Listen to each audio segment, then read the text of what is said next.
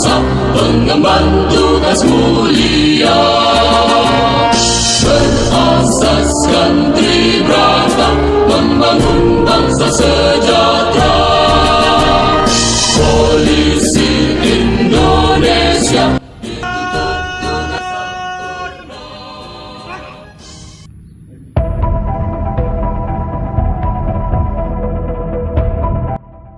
Satu bait dari lagu Mars Polri yang sedikit memberikan kita gambaran tentang apa itu Bayangkara dan apa itu mulia.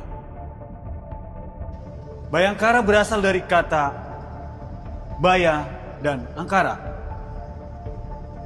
yaitu sebuah konsep ideologis kuno yang diperkenalkan oleh seorang Mahapati Gajah Mada pada abad ke-13.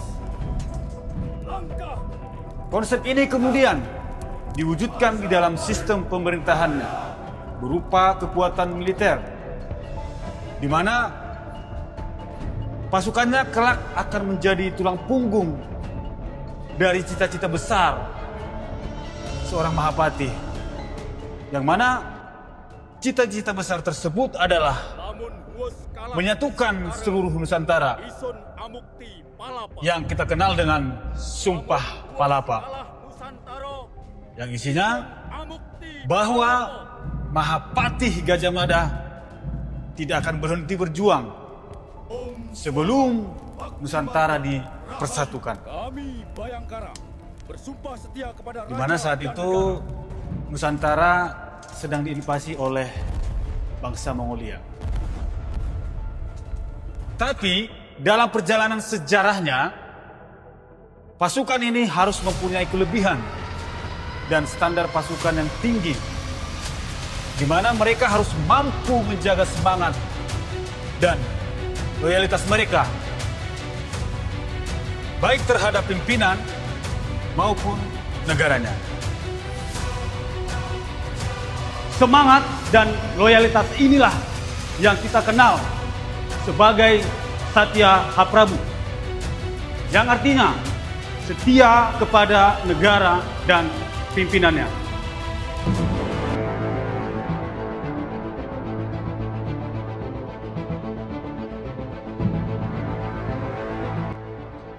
Sekarang kita kembali ke abad modern, di mana di awal-awal kemerdekaan Republik Indonesia, polisi mulai mencari jati dirinya, yaitu untuk menjadi organisasi yang besar yang memiliki ideologinya sendiri, yang di dalamnya terdapat pedoman hidup dan pedoman kerja. Itu yang kita kenal sebagai Tribrata dan Catur Prasetya, serta akan mencari filosofi yang kelak akan menjadi moto atau jiwa organisasinya yang kita kenal sebagai Rastra Sewakotama, yang artinya wahai pendekar Satya Haprabu, yang artinya abdi utama bagi nusa dan bangsa. Kita kembali sebentar ke Catur Prasetya. Dari awal terbentuknya Polri sampai sebelum terjadinya era reformasi, isi daripada Catur Prasetya itu ada 4. 1. Satya Haprabu, artinya setia kepada negara dan pimpinannya. Yang kedua, Tan Satrisna, artinya bekerja sepenuh hati. 3. Henyakan musuh, artinya henyakan musuh-musuh negara. Dan yang keempat, Geneung Pratidina, artinya pertahankan negara.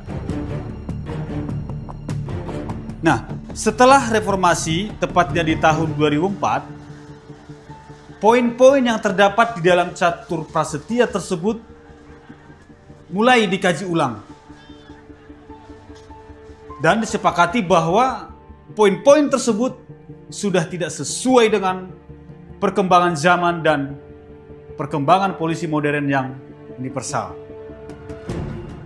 Ditambah sering disalah tafsir dan disalahgunakan.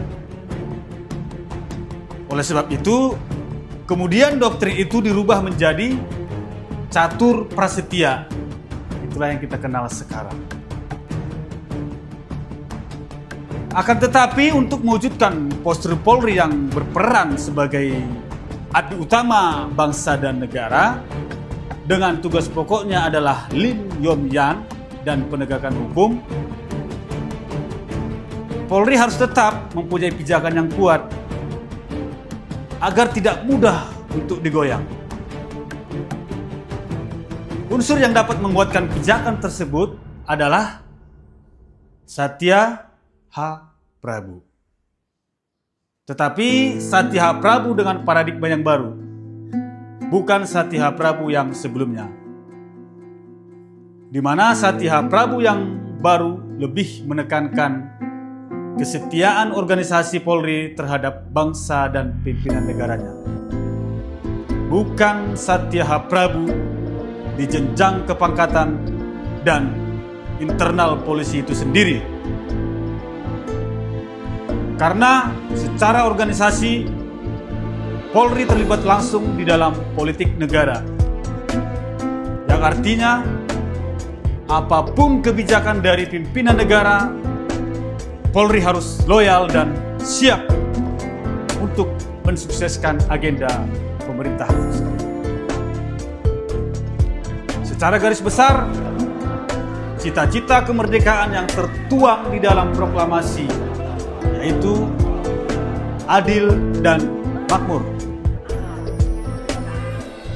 Bangsa ini hanya bisa bersatu apabila keadilan dan kemakmuran dapat dirasakan oleh seluruh masyarakat, sehingga terwujud persatuan dan kesatuan. Dengan kata lain, inilah perwujudan dari Sumpah Palapa Mahapati Gajah. Hal ini hanya dapat terwujud apabila Polri mampu menunjukkan jati dirinya sebagai Rastra Sewa Kotama yang memiliki semangat Satya H. Prabu dan memegang teguh Sumpah Palapa. Izin bertanya, Gadik? Ya, silakan. Siswa Andrasom Progresto Manurung, Nosis 022, izin bertanya.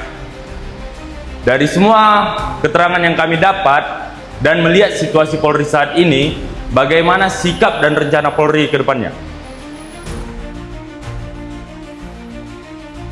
Polri sudah kenyang dalam menghadapi kehidupan berbangsa dan bernegara.